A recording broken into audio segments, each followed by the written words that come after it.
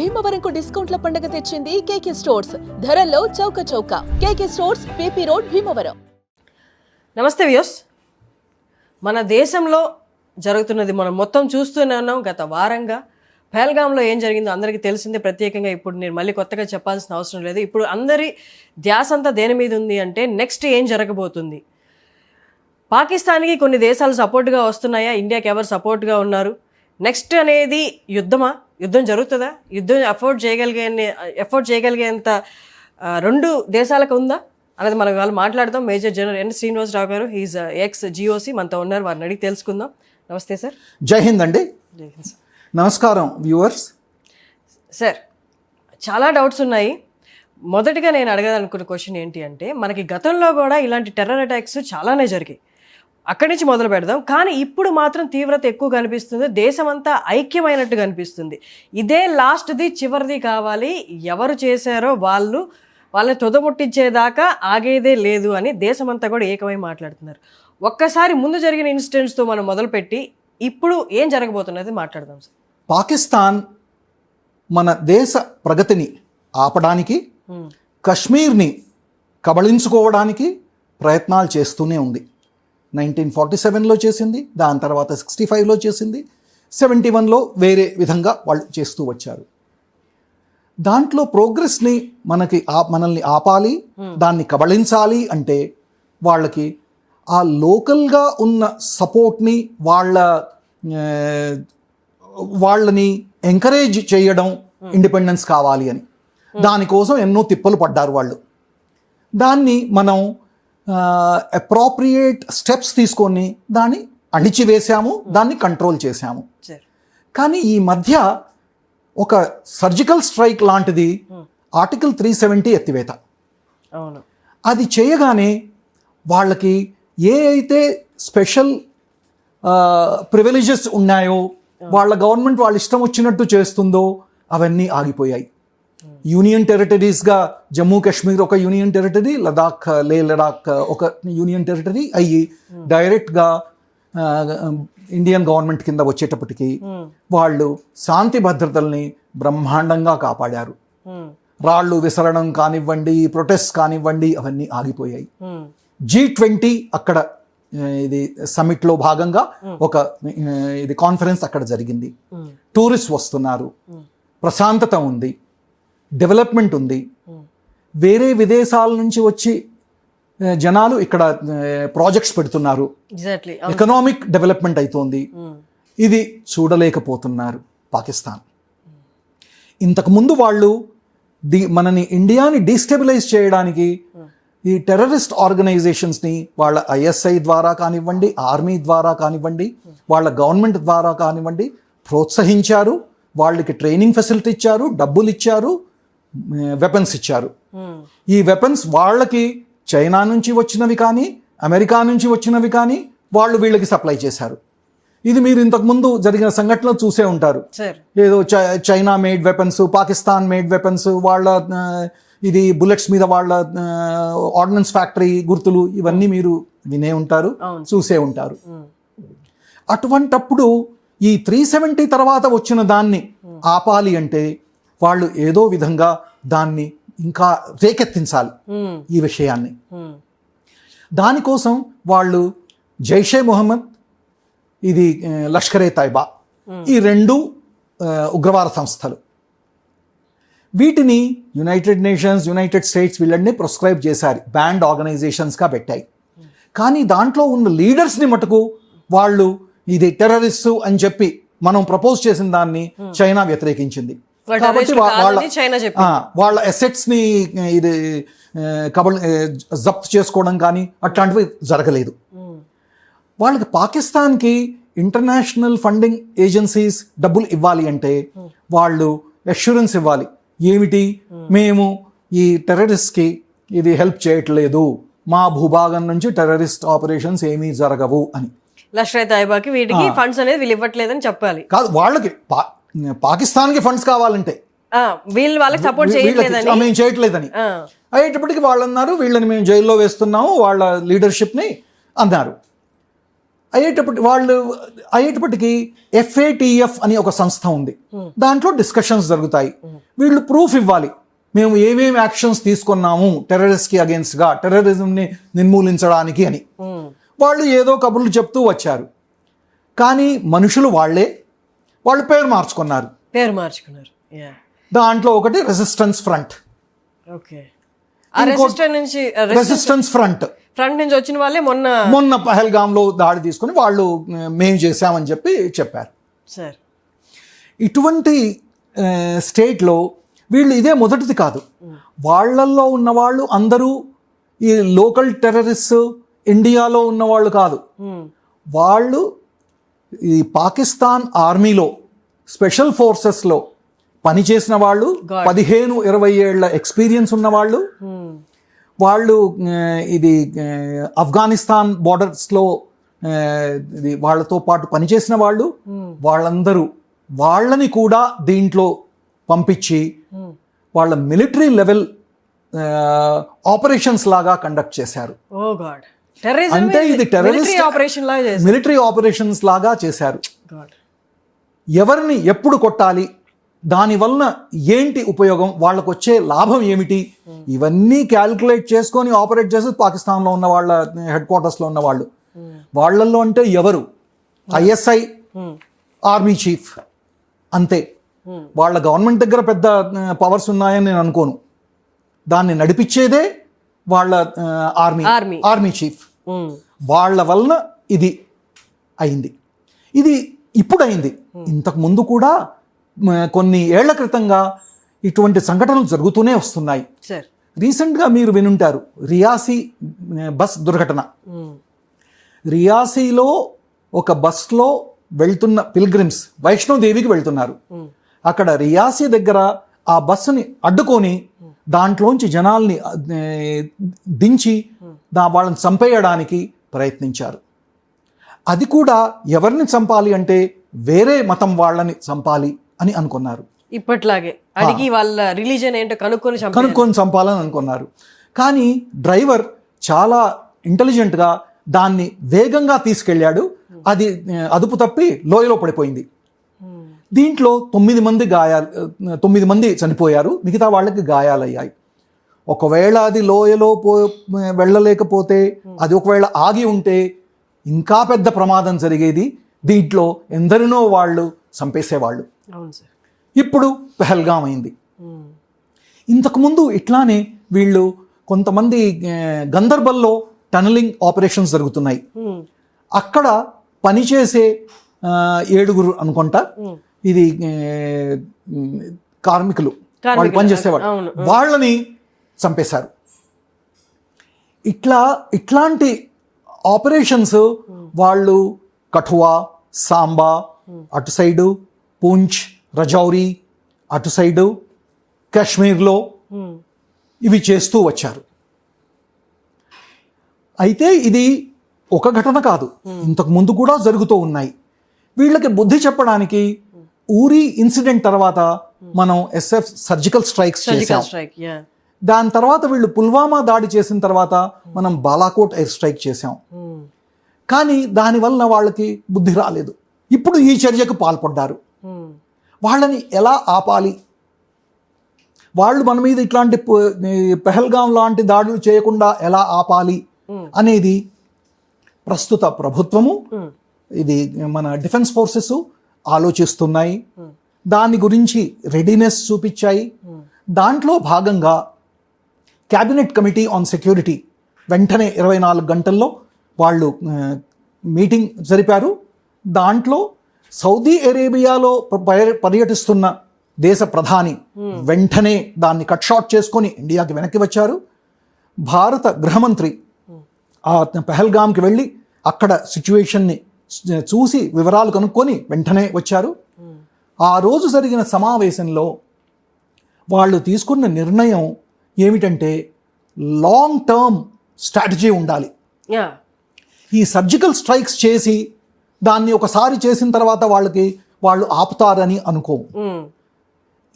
వాళ్ళు ఈ చర్యలకి పాల్పడితే వాళ్ళకి దాన్ని కాస్ట్ తెలియాలి. Exactly, once for all. వాళ్ళకి పించ్ కావాలి.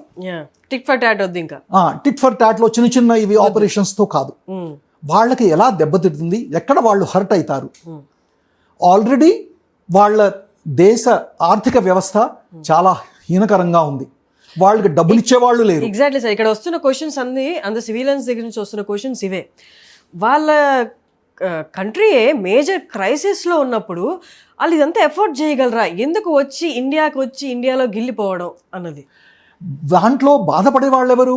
నార్మల్ జనానికం, సివిలియన్. కానీ పవర్ ఎవరి దగ్గర ఉంది? ఆర్మీ చీఫ్ దగ్గర, ఆర్మీ దగ్గర ఉంది. ఆ ఆర్మీ వాళ్ళు వాళ్ళ పవర్ని వదులుకోరు. వాళ్ళు ప్రస్తుతం ఉన్న షహబాజ్ షరీఫ్ కానివ్వండి, ఇంతకుముందు నవాజ్ షరీఫ్ కానివ్వండి, అంతకుముందు ఉన్న ఇది ఖాన్ కానివ్వండి, ఎవరు ఉన్న ప్రభుత్వంలో పవర్ మటుకు ఆర్మీలో ఉంటుంది. ఆర్మీ చీఫ్ తన పరిస్థితిని బలంగా చేసుకోవడానికి ఏమేం చేయాలో అన్నీ చేస్తాడు. దానికి గవర్నమెంట్ అప్రూవల్ ఉందా, ప్రధానమంత్రి ఓకే అన్నాడా లేదా అని వాళ్ళకి అనవసరం.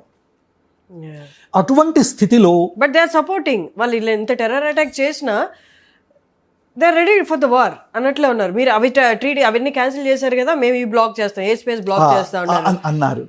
అయితే మన దేశ ప్రభుత్వం చేసింది ఏంటంటే, CCSలో ఇది ఇండస్ వాటర్ ట్రీటీ 1960లో మనం నెగోషియేట్ చేసి ఇన్ని యుద్ధాలైనా కూడా ఫాలో అవుతున్నది, అది మేము అబ్రోగేట్ చేస్తున్నామని చెప్పారు. దీనివలన ఏమిటి?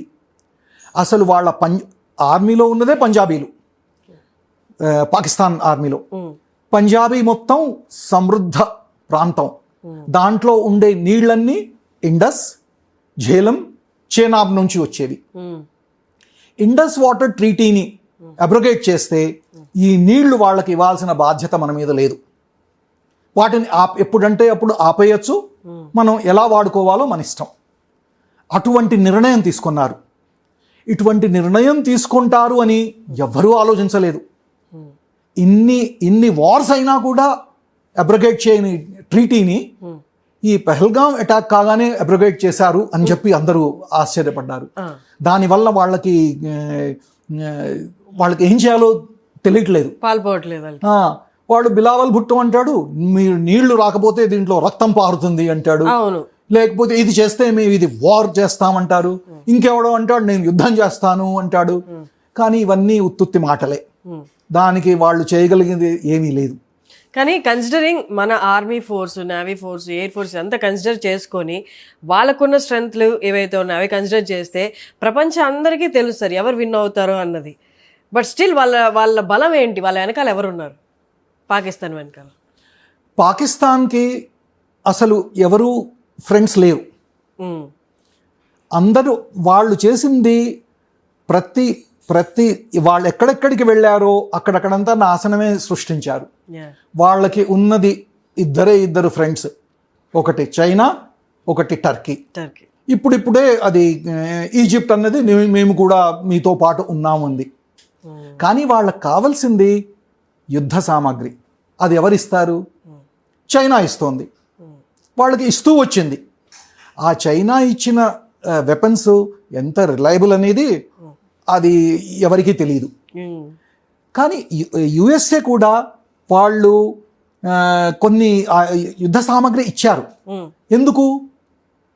వాళ్ళు ఆఫ్ఘనిస్తాన్లో రష్యన్స్కి అగేన్స్ట్గా ఫైట్ చేస్తున్నప్పుడు అప్పుడు పాకిస్తాన్ వీళ్ళకి హెల్ప్ చేసింది అని చెప్పి కొన్ని స్థావరాలు ఇచ్చిందని చెప్పి వీళ్ళకి కొన్ని వెపన్స్ ఇచ్చారు.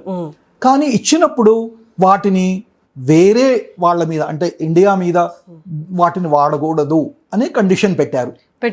కానీ వాళ్ళు అది చేస్తారా, దాన్ని పాలిస్తారా లేదా అనేది big question mark.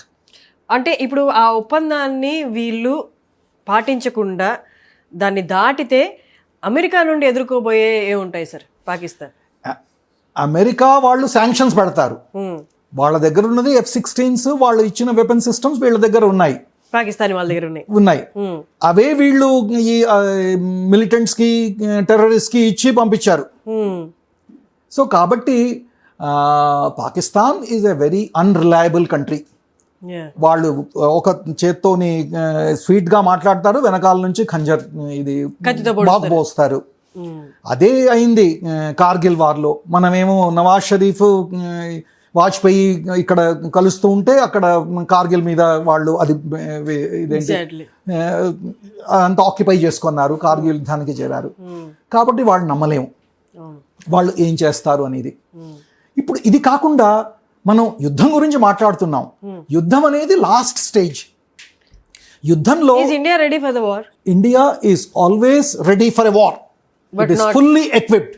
We only need the sanction and permission of the government. కానీ అది ఎవరికన్నా ఇది యూస్ఫుల్లా, అది వెంటనే వాడాలా లేక లాస్ట్ రిసార్ట్లో వాడాలా అనేది గవర్నమెంట్ నిర్ణయిస్తుంది. వార్కి వెళ్లే ముందు ఎన్నో స్టెప్స్ ఉన్నాయి మనం తీసుకోగలిగినవి. దానివలన పాకిస్తాన్కి ఆర్థికంగా, డిప్లొమాటిక్గా, మిలిటరీలీ మనం హాని కలిగించవచ్చు. ఇప్పుడు మనకి ఇండస్ట్రీ మనం రద్దు చేసేసాం, అంటే హాల్ట్ చేసాం. సో ఇప్పుడు ఆల్రెడీ పాకిస్తాన్లో సివిలియన్స్ దగ్గర నుంచి ఇది రిటాలియేషన్ ఏదైతే ఉందో అది మొదలైంది. మాకు దగ్గర వాటర్ లేవు, మేమేం చేసాం, మా తప్పేంటి, మీరు వెళ్ళి అక్కడ చేసిన దానికి టెర్రర్ అటాక్కి మేమెందుకు సఫర్ అవ్వాలి అన్నది అయితే మొదలైంది. సో నెక్స్ట్ ఏముంటుంది సార్ అక్కడి నుంచి? అది ఎలా ఉండబోతుంది నెక్స్ట్ పాకిస్తాన్లో పరిస్థితులు? నీళ్లు ఇండస్ వాటర్ని ఆపడం అనేది అంత త్వరగా జరిగేది కాదు. ఇది లాంగ్ టర్మ్ స్ట్రాటజీ. నీళ్లు ఆపాలి అంటే మనం దాన్ని స్టోర్ చేసుకునే ఫెసిలిటీస్ ఉండాలి. ఒక రీసెంట్గా నేను ఇది వ్యూ చేసిన ఒక ఛానల్లో వాళ్ళు చెప్పారు, ఇది కన్స్ట్రక్ట్ చేయాలంటే చాలా టైం పడుతుంది, స్టోరేజ్ లెవెల్స్ పెంచాలి, డీసిల్టింగ్ చేయాలి, అప్పుడు మనం స్టోరేజ్ ఫెసిలిటీ దాన్ని డైవర్ట్ చేయాలి, అప్పుడు మనకి ఆ మొత్తం నీటిని ఆపగలం. కానీ దాన్ని కన్స్ట్రక్ట్ చేయడానికి ఏవైతే అబ్జెక్షన్స్ ఇంతకుముందు పాకిస్తాన్ ఇచ్చేవో, వేరే ట్రిబ్యునల్కి అక్కడికి ఇక్కడికి వెళ్ళేవో, దాని గురించి మనం పట్టించుకోవాల్సిన అవసరం లేదు.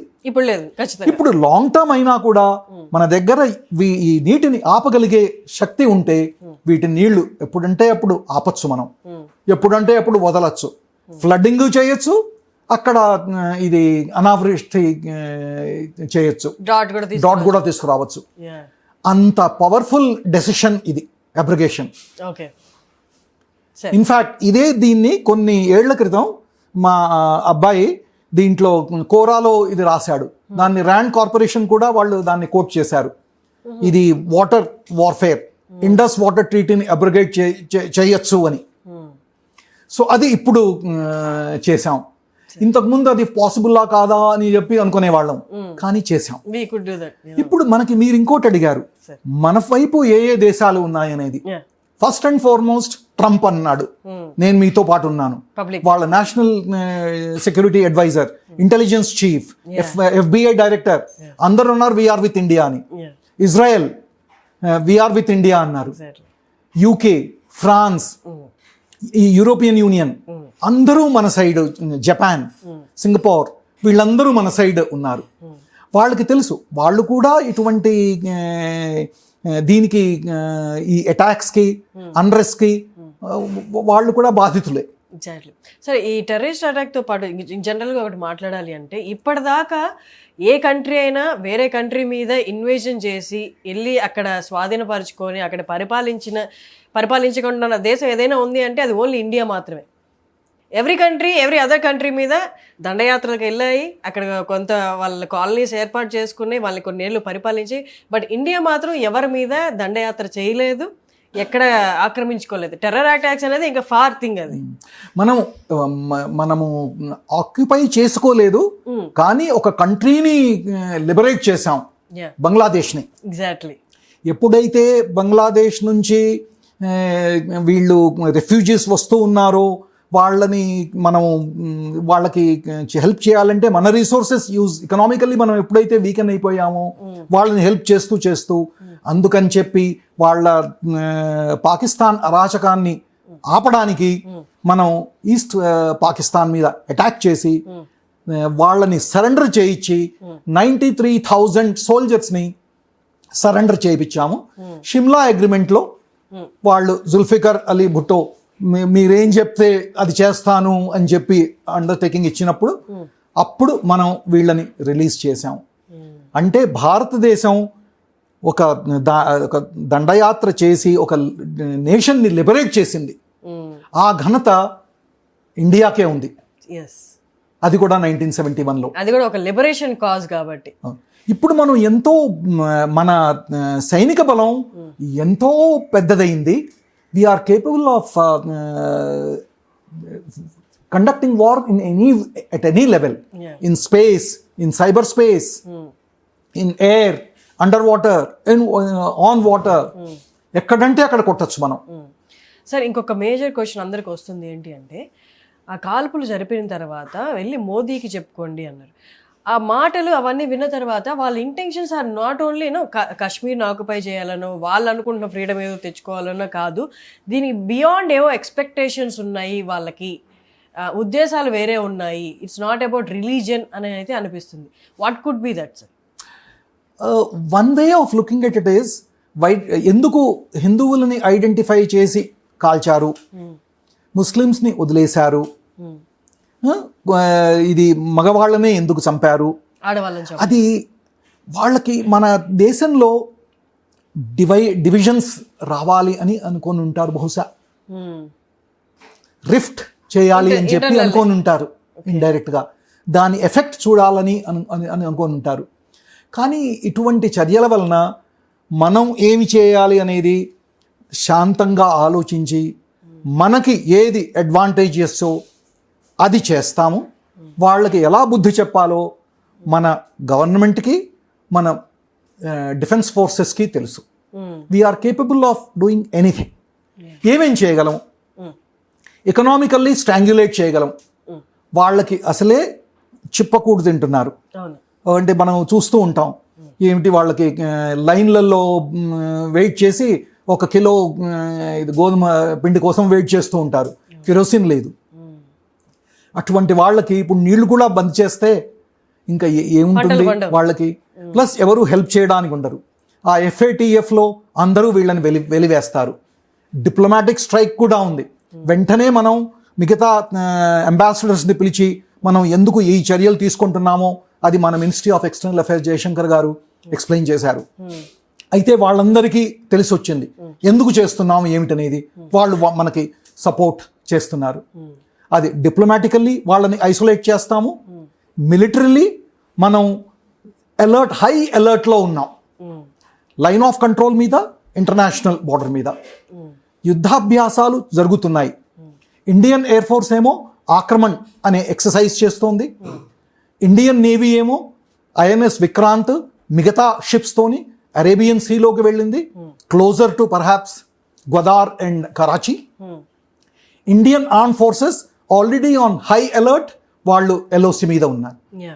Intelligence agencies, Jammu Kashmir police, BSF, CRPF అన్నీ కలిపి ఈ జమ్మూ కాశ్మీర్లో ఈ ఉగ్రవాద చర్యలకి ఎవరెవరైతే హెల్ప్ చేశారో వాళ్ళని ఐడెంటిఫై చేయడానికి వాళ్ళు చర్యలు పట్టారు.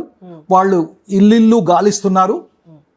ఎక్కడైతే అనుమానం వచ్చిందో, వాళ్ళకి ఇన్ఫర్మేషన్ ఉందో వీళ్ళు హెల్ప్ చేశారని వాళ్ళ ఇళ్ళని ధ్వంసం చేశారు. ఈ మొత్తం ఇన్వెస్టిగేషన్ ఎక్కడ లోపం జరిగింది, ఇంటెలిజెన్స్ ఫెయిల్యూర్ ఉందా, సెక్యూరిటీ ఫెయిల్యూర్ ఉందా, ఎవరు హెల్ప్ చేశారు, దీని వెనకాల కారణాలు ఏమిటి, దీనికి అన్నికి ఇన్వెస్టిగేషన్ నేషనల్ NIAకి అప్పగించారు. వాళ్ళు భారీ ఎత్తున ఇన్వెస్టిగేషన్ చేస్తున్నారు. వాళ్ళ దాడుల వలన ఎంతోమంది ఉగ్రవాదులు, వాళ్ళకి హెల్ప్ చేసే వాళ్ళ అకౌంట్స్ సీజ్ చేయబడ్డాయి. వాళ్ళని ప్రొస్క్రైబ్ చేయబడ్డారు. ప్రొస్క్రైబ్ అంటే వాళ్ళని వేయడం, వాళ్ళని టెర్రరిస్ట్గా డిక్లేర్ చేయడం అయింది. ఇటువంటి చర్యలన్నీ చేస్తున్నామండి. సార్, ఇప్పుడు దాకా మనం విన్నాము పాకిస్తాన్ వాళ్ళు మేము టెర్రరిస్టులని ఎలాగా ఏ విధంగానూ ఈ ఆర్గనైజేషన్స్ ఏవైతే ఉన్నాయో లష్కర్-e తైబా వాటన్నిటి సపోర్ట్ చేయట్లేదని బాహిరంగంగా చెప్తూ ఉన్నా, బట్ ఇంటర్నల్గా సపోర్ట్ చేస్తుంది అన్నది వింటూ వచ్చాం. బట్ వేరాజ్ ఇప్పుడు మనం పెహల్గాంలో జరిగిన ఇన్సిడెంట్ చూస్తే అక్కడ వచ్చింది ఉగ్రవాదులు కాదు, డైరెక్ట్గా పాకిస్తానీ ఆర్మీ కమాండర్సే అక్కడికి వచ్చి ఈ ఉగ్రవాది చర్యను చేపట్టారు అన్నారు. అవునండి. దీంట్లో లోకల్ టెర్రరిస్ట్ని వాళ్ళని ఎంత ట్రైనింగ్ ఇచ్చినా కూడా military special forces SSG commandos లాగా చేయలేము. వాళ్ళ ట్రైనింగ్ 20 ఏళ్లుగా వాళ్ళు యుద్ధంలో పార్టిసిపేట్ చేస్తున్నారు. అటువంటి వాళ్ళని ఇద్దరు పాకిస్తాన్ టెర్రరిస్ట్ని, ఇద్దరు ముగ్గురు లోకల్ టెర్రరిస్ట్ని, వీళ్ళందరికీ హెల్ప్ చేయడానికి లోకల్ ఓవర్ గ్రౌండ్ వర్కర్స్ని, వీళ్ళందరినీ జతపరిచి వాళ్ళకి ఏదో ఇది శాటిలైట్ ఫోన్ కూడా సిగ్నల్స్ వచ్చాయి అక్కడ. శాటిలైట్ ఫోన్స్ కూడా సప్లై చేసి ఈ మిలిటరీ ఎక్విప్మెంట్ ఇచ్చి వాళ్ళని ఇన్ఫిల్ట్రేట్ చేసి వాళ్ళని సపోర్ట్ చేసి ఎప్పుడు స్ట్రైక్ చేయాలనే డెసిషన్ ఇచ్చి ఆ స్ట్రైక్ చేయించింది పాకిస్తాన్. దీనికి అంతటికి కారణం పాకిస్తాన్ మీద మనం వాళ్ళకి బుద్ధి చెప్పేటట్లు వాళ్ళు జీవితంలో ఎప్పుడు భారతదేశంలో ఇటువంటి చర్యలు తీసుకోవడానికి పాల్పడకుండా చేయాలి అనేది మన గవర్నమెంట్ నిర్ణయం. సార్, వాళ్ళంతా పకడ్బందీగా ఇండియా మీద ఇట్లా దాడి చేసినప్పుడు వాళ్ళు కూడా కాన్సిక్వెన్సెస్ ఏమొస్తాయో మన వైపు చూస్తారు, మనకేమన్నా హాని చేస్తారని వాళ్ళు ప్రిపేర్ అయ్యే ఉంటారు కదా సార్. కానీ వాళ్ళు ఇది ఊహించలేకపోయారా? ఇండస్ వాటర్ ట్రీటీ కానీ ఇలాంటివి బ్యాన్ చేస్తారని వాళ్ళు ఊహించలేకపోయారా? సర్జికల్ స్ట్రైక్ లాంటివి చేసి ఊరుకుంటారులే అని అనుకుని ఉండొచ్చా వాళ్ళు? అని అనుకోని ఉంటారండి.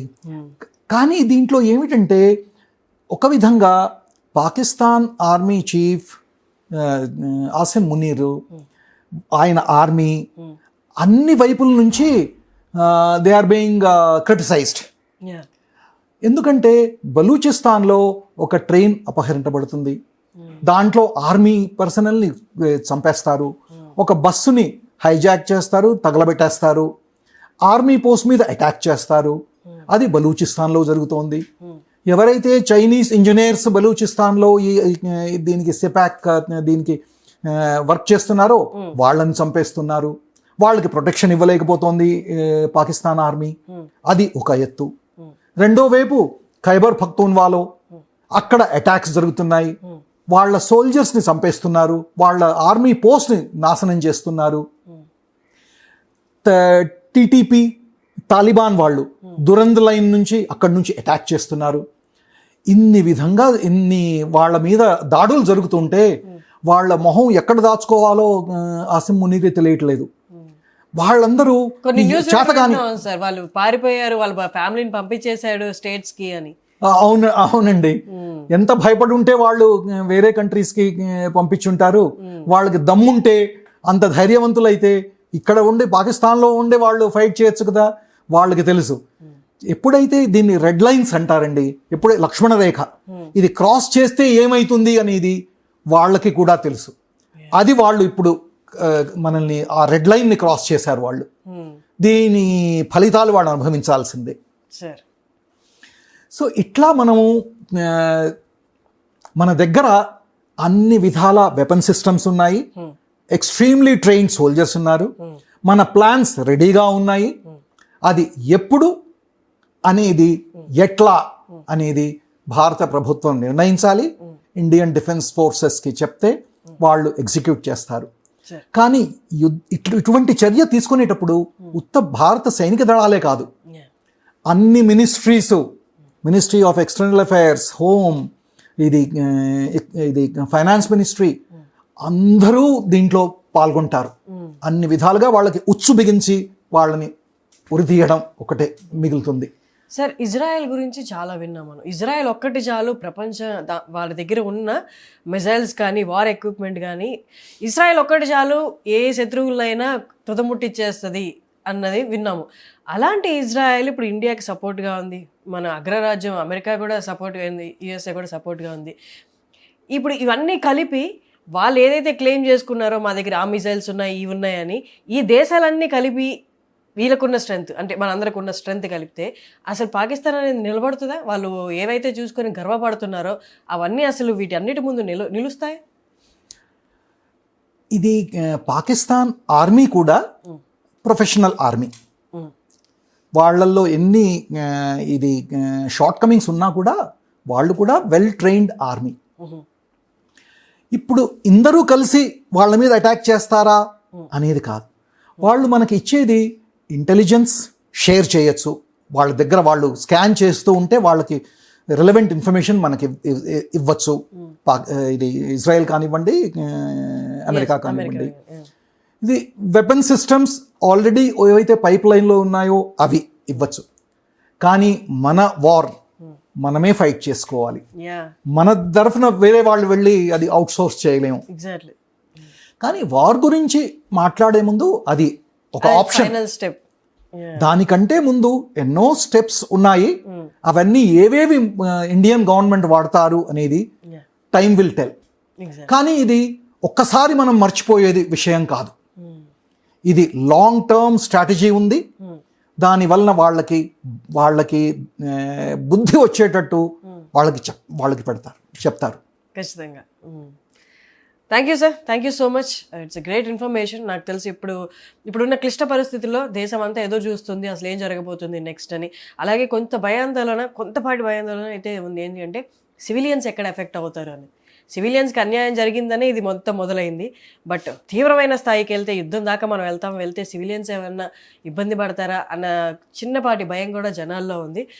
యూ అష్యూర్డ్ దట్ అది ఫైనల్ స్టెప్. అక్కడ దాకా వెళ్ళడానికి ముందు చాలా చేయొచ్చు, చాలా విషయాల్లో మనం విన్ అవ్వచ్చు పాకిస్తాన్ మీద అని చెప్పారు. Thank you so much sir.